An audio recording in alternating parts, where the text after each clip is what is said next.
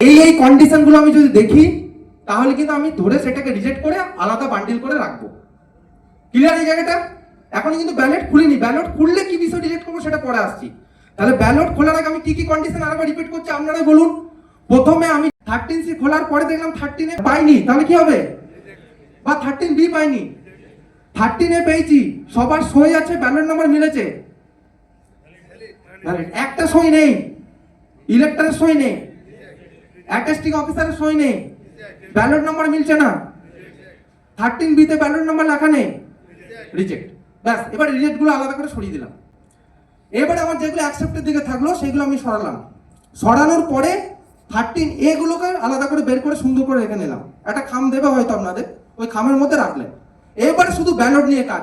আপনাদের ওখানে pigeon whole দেওয়া থাকবে সমস্ত ক্যান্ডিডেটের জন্য আলাদা আলাদা করে। মানে আমাদের যতগুলো ক্যান্ডিডেট, ধরুন 8টা ক্যান্ডিডেট, আমাদের 8 + 2 দুটো এক্সট্রা পিজন হোল থাকবে।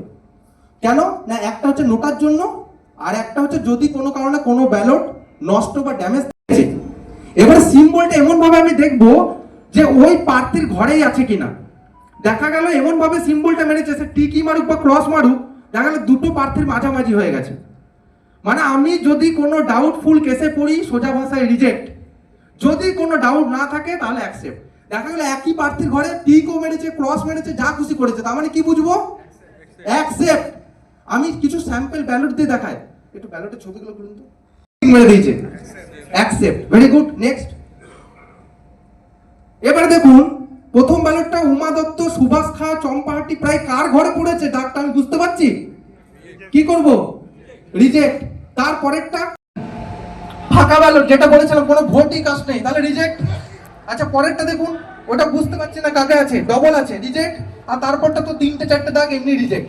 নেক্সট। আচ্ছা এবারে দেখুন, এইটা হচ্ছে খুব কঠিন জিনিস কিন্তু ডিসিশন নেওয়া। দেখুন এই ক্ষেত্রে কি করবেন বলুন? প্রথম ব্যালট সবাই অ্যাকসেপ্ট, রিজেক্ট মনে হচ্ছে না? কতজনের রিজেক্ট মনে হচ্ছে, হাত তুলবেন। ঠিক এইখানে কনফিউশন হওয়ার কথা। দেখুন খা সুভাষের ঘরে আছে, তার নিচে একটু ফাঁকা জায়গায় কিন্তু টিকটা নেমে গেছে, কিন্তু তার নিচে নেমেছে, চম্পাহাটিতে নেমেছে। বা দেখুন উমা দত্তর ঘরে গেছে, যায়নি, তার মানে পরিষ্কার বোঝা যাচ্ছে খা সুভাষের মধ্যে আছে, ফাঁকা জায়গায় আছে, কিন্তু বাকি তো কারোর ঘরে তো যায়নি, তার মানে অ্যাকসেপ্ট। তাহলে এইটা কিন্তু ভালো করে দেখে রাখুন, এইগুলোই আমাদের ভুল হয় এবং এইগুলো নিয়ে আমাদের তর্ক বিতর্ক হয়, আগেরগুলো নিয়ে হবে না। আগেরগুলো স্পষ্ট বোঝা যাচ্ছে। তাহলে এই ব্যালটটা কিন্তু খুব ইম্পর্টেন্ট।